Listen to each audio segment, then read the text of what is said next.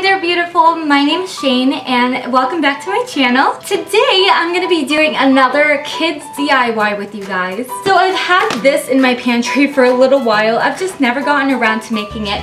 This is the Jell-O Pudding Pops Kit. I thought it was kind of cool. My daughter loves pops, like really into pops right now. So I thought the idea of it being like a Oreo pudding pop was kind of cute. So I kind of wanted to review the products with you guys, make some with you on camera today. You're only gonna need a couple of things. The kit comes with most of what you're gonna need, which is perfect. So let me switch the camera over and we'll start making it together. So to get started, you're gonna wanna get your hands on your own Jell-O Pudding Pop Kit.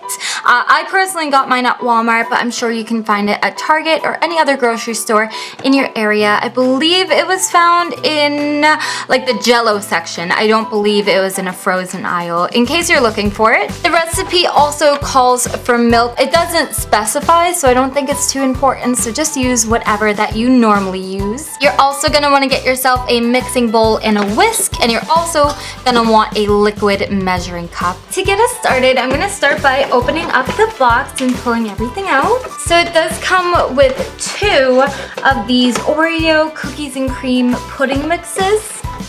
It also comes with 6 of the little pudding pop toppers, and then it also comes with the pudding mold here. It does recommend on the back of the box that you just go ahead and snap these off so they're individual.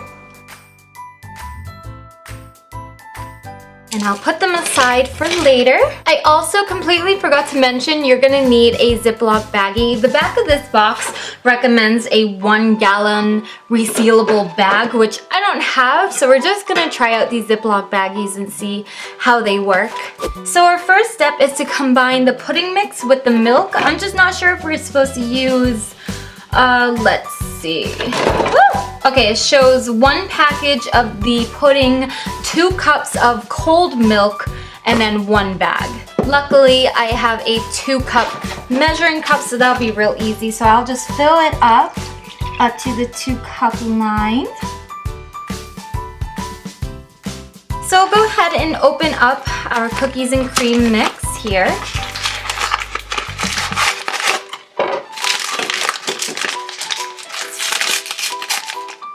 I'll just dump the whole package right into our bowl. Oh, that smells so good. And we will go ahead and pour in our milk. It seems like a lot of milk for the pack, but we're gonna go with it.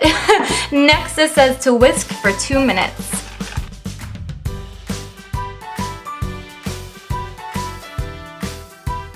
After 2 minutes of mixing, the mixture is still quite runny, but I noticed definitely it's thickened up more so than when we started with. So I think it's ready. And I was also reading ahead in the instructions why we needed this baggie. So what they're gonna tell us to do next is to fill up a baggie with this mixture and then cut a little corner off, just like you would with maybe, you know, those chocolate melts or if you're filling up molds. But to be honest, just to make it a little bit easier on ourselves, I'm gonna utilize the big measuring cup that I have. And I'm just gonna go ahead and pour the mixture directly back in here. Because it has a spout, it's gonna be really easy to pour right into the molds without making a big mess. And I'm gonna give this another very quick stir just because I had a little bit of extra milk in here that I can see rise to the top. So I just wanna make sure I get that mixed in as well. Perfect. Next, we're going to take our 6 mold cup here, and I believe they have a fill line. Let me see. Actually, you know what? They don't. So we're just gonna eyeball it. So let me go ahead and start filling them up.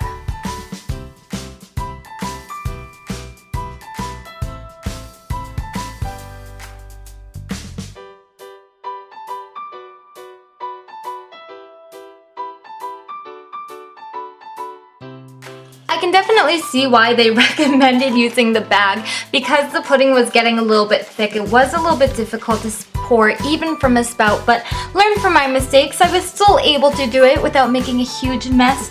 I wasn't sure exactly how far to fill them up, but I tried to make them as even as possible. So our next step is just to go ahead and plop our little toppers on here. This is what's gonna make it so that we can pull the pop out later and eat it without making a big mess or getting our hands super cold. So I'm trying to place these right in the middle of our mix, and then you can push them down and you can tell that when they're snug, they kind of just fit right into place. And I'm wiggling them just slightly too to make sure they stay.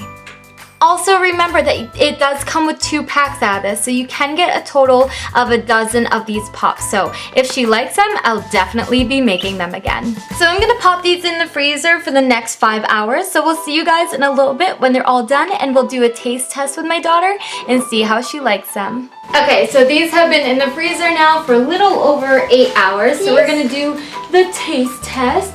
I did run them under a little bit of warm water so they'll be a little bit easier to get out.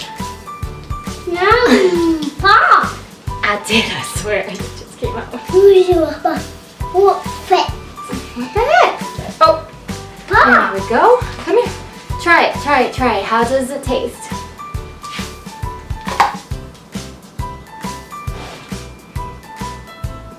This isn't bad.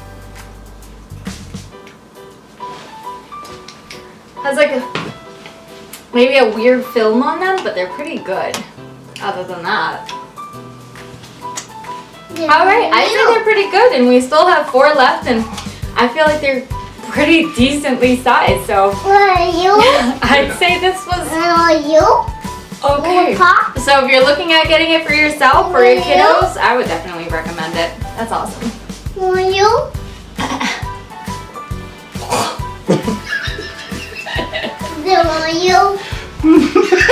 So thank you guys so much for sticking around and making these pudding pops with us. I hope you guys had fun watching just as we had fun making them. If you enjoyed the video, please go ahead and leave a thumbs up. And if you don't want to miss any new videos, please go ahead and hit the subscribe button you're going to see on the screen. And I hope to see you in my next video.